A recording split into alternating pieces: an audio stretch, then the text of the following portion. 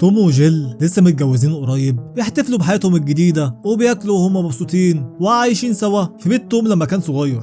فجأة بيسمعوا صوت غريب جاي من تحت، فبينزلوا يشوفوا ده ايه. لما دخلوا البدروم لقوا صناديق كتير قديمة فيها ذكريات لتوم وجيل لما كانوا يعرفوا بعض من وهم أطفال.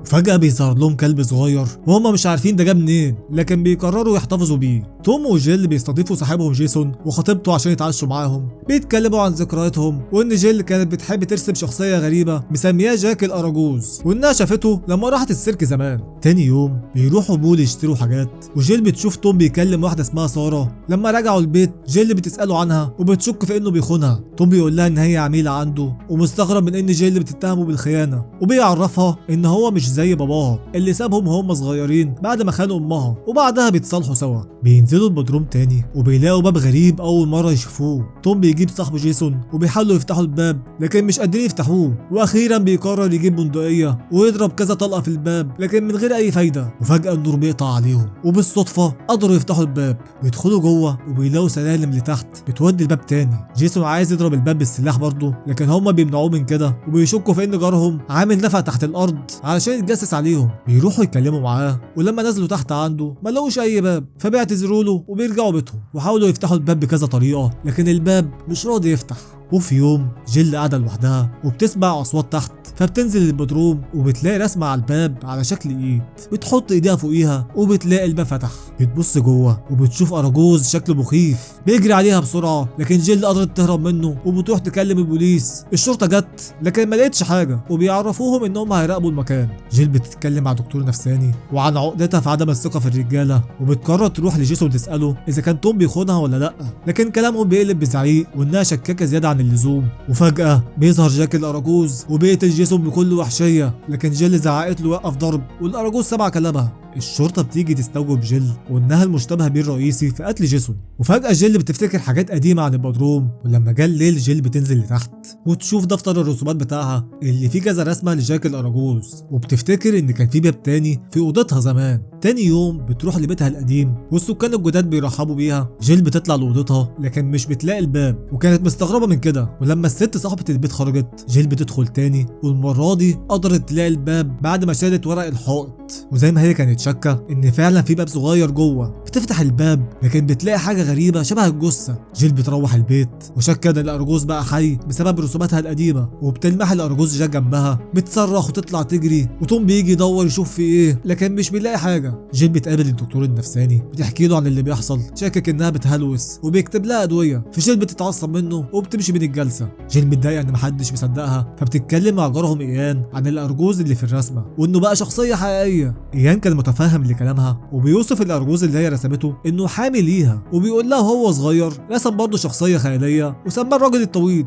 وبنعرف ان توم عنده اسرار وانه مخلف عيل من سارة. توم بيتكلم مع دكتورة نفسية غريبة وبيعمل جلسة وهو في مية. وجيل لما روحت بتلاقي مكالمة على اللابتوب بتاع توم. بتقرر ترد على المكالمة لكن بتلاقي ست بتتكلم وفي صوت طفل بيعيط. الست بتزعق وبتطلب انه يبعد عنها وعن ابنها. جيل بتتفاجئ وبترجع تشك تاني في توم ومتعصبة جدا. نرجع للست الغريبة اللي توم عندها وبنلاقي جاك الأراجوز بيظهر، لكن هي قدرت تضربه بمسدس. جاك وصل لتوم بيحاول يقتله في حمام السباحة لكن توم قدر يهرب. جاك بيقوم بطريقة غريبة ويجري على توم. توم بيركب العربية لكن مش عارف يسوقها وبيخبط في عربية تانية، وجاك بيمشي من المكان. جيل بيجيلها تليفون من المستشفى وان توم عمل حادثة، وهي نازلة تحت بتسمع صوت وبتلاقي باب الشقة مفتوح. جيل كانت خايفة لكن بتشوف اياد صاحبهم داخل ومعاه الكلب. جيل بتطمن له وبتقول له انها رايحة المستشفى لتوم، وبيعرض عليها انه يوصلها. لما وصلوا المستشفى توم ما كانش مرتاح لوجود اياد مع جيل. الشرطة بتوصل وبيوروا توم فيديو للأراجوز وهو بيهجم عليهم في المسبح، فبيسألوه اذا كان يعرف عنه حاجة. توم بيقول لهم ان كان في رسمة للأراجوز في دفتر جيل،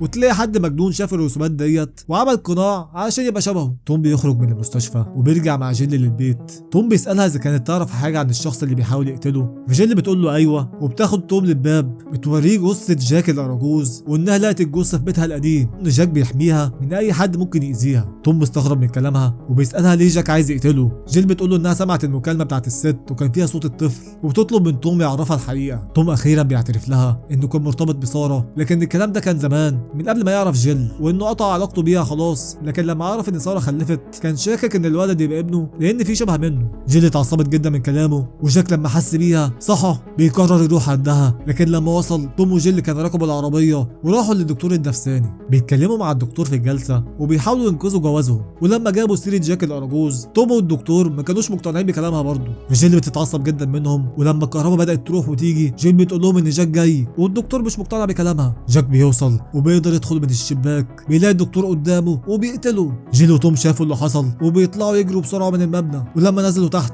لقوا ايان موجود في العربيه، ركبوا معاه فورا وجاك بيجري وراهم. بيوصلوا لبيت ايان وجيل بتسال اذا في طريقه يدمروا بيها جاك. ايان بيعرفها ان ممكن يقضوا على جاك اذا قدرت تتخيل موته وتتحكم فيه. بيقترح عليهم يستدرجوا جاك، وده عن طريق انهم يعملوا جلسه وساطه في الاوضه اللي ورا الباب. بيروحوا هناك وجيل بتحاول تتعصب وتخليه يجي، لكن ما لقوش حد جه. توم بيقوم واول ما طلع السلالم لقى جاك قدامه. جيل بيجي لها مكالمه تليفون وبتلاقي ان ابوها اللي بيتصل. جاك الاراجوز بيجري ناحيه توم، لكن لسبب ما جاك بيعدي من جنبه من غير ما يعمل له حاجه. بيدخل الاوضه وبيلاقي جيل هاديه ومش متعصبه وبيعمل حركات غريبه على الارض عشان تتبسط.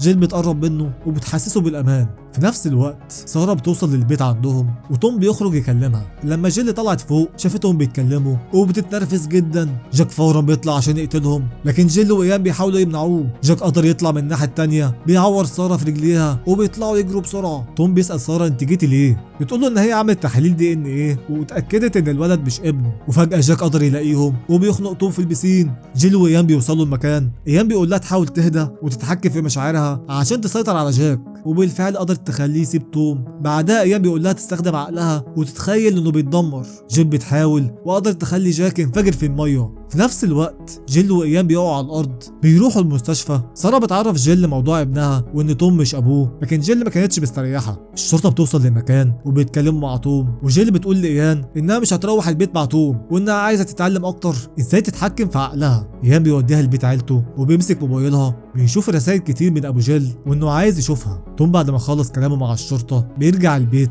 لكن مش بيلاقي جيل. بيتصل بيها ومش بترد عليه، وبيشوف رساله من ابو جيل وانه مرعوب جدا، وبيطلب من توم يخلي جيل تشوفه لان في موضوع مهم بخصوص عيلتهم، وبيديله العنوان. ابو جيل كان في الفندق قاعد على السرير وبيلاقي ايان وصل عنده، وبنكتشف ان ايان اخو جيل من ام تانية. ايان كان متعصب جدا من ابوه وانه سابهم وبعد عنهم، وبيستحضر شخص عملاق بيظهر من باب في الاوضه. العملاق بيمسك ابو جيل وبيقتله. توم بيوصل لنفس العنوان لكن بيلاقي الأوضة فاضية. تاني يوم إيان بيدرب جيل. جيل بتلاقي تليفونها مكسور وبتحس بشعور غريب، افتكرت ذكريات قديمة وبتقول لإيان إنها هتمشي. توم بيروح لبيت إيان لكن مش بيلاقي حد فيه. بينزل للبدروم تحت وبيلاقي صور وبيكتشف إن إيان أخو جيل. إيان وجيل بيرجعوا. توم بيعرفها باللي اكتشفوا بخصوص إن هي وإيان إخوات، وجيل فجأة بدأت تفتكر ذكريات ليهم زمان في نفس البيت وهم صغيرين، وبتتضايق من إيان إنه كذب عليها. إيان بيعرفها إن هو عمل كده عشانها وإنه قتل ابوها عشان ينتقم منه. جيل بتتصل بالشرطه وايام بيعترف باللي عمله. الشرطه بياخدوه على الاسم، لكن وهم في الطريق عربيه بتعطل قدامهم